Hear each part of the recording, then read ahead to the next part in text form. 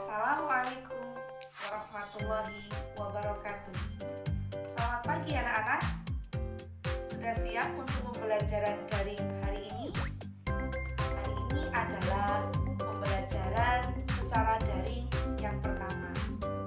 Sehingga untuk hari ini kita cukup membahas satu materi saja, yakni 6A, materi tentang selamatkan makhluk hidup. Silakan siapkan buku kalian. Namun anak-anak, sebelum pembelajaran dimulai, silakan anak-anak melaksanakan sholat duha terlebih dahulu. Nanti saya ingin anak-anak mengirimkan dokumentasi kegiatan sholat duha anak-anak ya. Hari ini kita akan membahas tentang perkembangbiakan pada tumbuhan.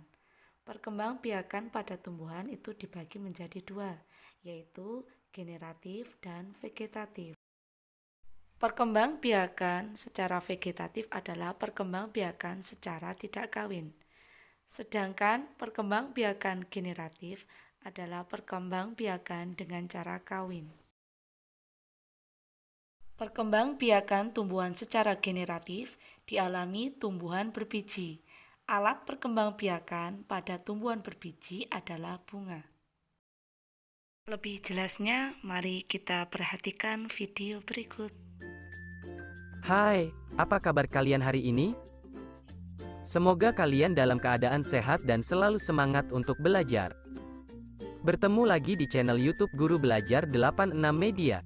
Pada kesempatan kali ini kita akan mempelajari tentang perkembangbiakan tumbuhan secara generatif. Mari kita simak penjelasannya. Dalam dunia tumbuhan kita mengenal dua jenis perkembangbiakan.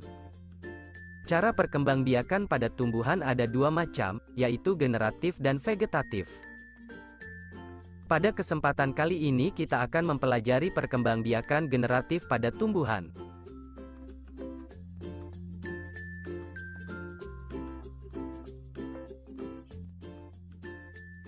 Perkembangbiakan generatif disebut perkembangbiakan secara kawin. Perkembangbiakan generatif adalah perkembangbiakan yang dilakukan melalui proses penyerbukan dan pembuahan. Perkembangbiakan generatif pada tumbuhan diawali dengan penyerbukan, yaitu melekatnya atau jatuhnya serbuk sari ke kepala putik. Setelah terjadi penyerbukan, pada serbuk sari tumbuh bulu serbuk sari yang menuju ruang bakal biji. Kemudian, sel kelamin jantan atau spermatozoid masuk ke ruang bakal biji melalui bulu serbuk sari. Di dalam ruang bakal biji terjadi pembuahan, yaitu peleburan sel kelamin atau spermatozoid dengan sel kelamin betina atau sel telur.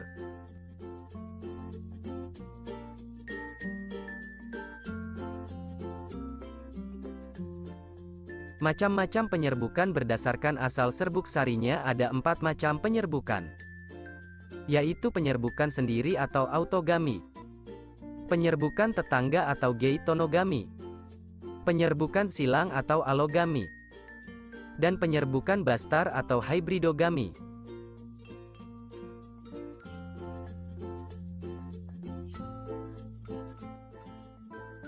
Penyerbukan yang pertama adalah penyerbukan sendiri atau biasa disebut sebagai autogami. Penyerbukan sendiri merupakan jenis penyerbukan pada suatu bunga yang serbuk sarinya berasal dari bunga itu sendiri. Artinya, serbuk sari yang jatuh ke kepala putik pada bunga itu sendiri. Penyerbukan ini secara tidak umum tidak menghasilkan keturunan yang bervariasi. Ciri-ciri penyerbukan sendiri bunganya termasuk bunga sempurna yang memiliki kelamin jantan dan betina dalam satu bunga saja. Contoh tumbuhan yang melakukan penyerbukan sendiri antara lain adalah mangga, jambu, bunga turi, bunga sepatu, rambutan, bunga telang, dan lain-lain. Penyerbukan yang kedua adalah penyerbukan tetangga atau geitonogami. Penyerbukan tetangga merupakan jenis penyerbukan yang serbuk sarinya berasal dari bunga lain pada tumbuhan tersebut. Artinya serbuk sari jatuh ke kepala putik pada bunga lain, tapi bunga itu masih terletak pada tumbuhan itu sendiri. Penyerbukan tetangga ini terjadi karena bunga jantan dan bunga betina pada tumbuhan tersebut tidak berada dalam satu bunga, sehingga membutuhkan dua bunga dalam tumbuhan yang sama untuk melakukan proses penyerbukan. Contoh tumbuhan yang melakukan penyerbukan tetangga antara lain adalah jagung, padi, kelapa, mawar merah, mawar putih, dan lain-lain.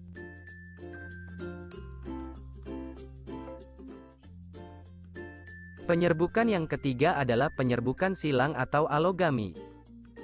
Penyerbukan silang merupakan penyerbukan yang serbuk sarinya berasal dari bunga lain pada tumbuhan lainnya yang masih dalam jenis yang sama. Artinya serbuk sari jatuh ke kepala putik bunga lain yang berbeda tumbuhan tapi masih sejenis. Penyerbukan ini kerap disebut dengan istilah persilangan atau kawin silang. Penyerbukan silang umumnya menghasilkan variasi keturunan karena perpaduan dua sifat tumbuhan induk. Contoh tumbuhan yang melakukan penyerbukan silang antara lain adalah melinjo, kamboja, pinus, mawar, dan lain-lain. Umumnya semua tumbuhan bisa melakukan penyerbukan silang, khususnya dengan bantuan manusia. Penyerbukan yang keempat adalah penyerbukan bastar. Penyerbukan bastar biasa disebut juga dengan hybridogami. Penyerbukan bastar merupakan jenis penyerbukan yang serbuk sarinya berasal dari bunga lain pada tumbuhan lainnya, yang berbeda jenis atau setidaknya mempunyai satu sifat beda. Pada prosesnya, serbuk sari jatuh ke kepala putik bunga lain yang berbeda varietas. Penyerbukan bastar bisa menghasilkan varietas maupun spesies baru. Contoh tumbuhan yang melakukan penyerbukan bastar seperti mawar merah dengan mawar putih, lili kuning dengan lili merah muda, jambu biji merah dan jambu biji putih, dan lain-lain.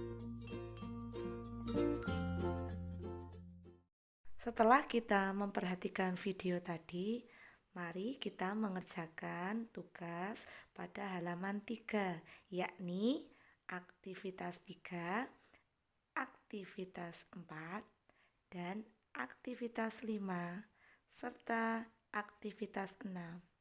Pada aktivitas 6, anak-anak diminta untuk menjelaskan tentang bagian-bagian dari bunga. Selamat mengerjakan anak-anak. Tetap semangat ya.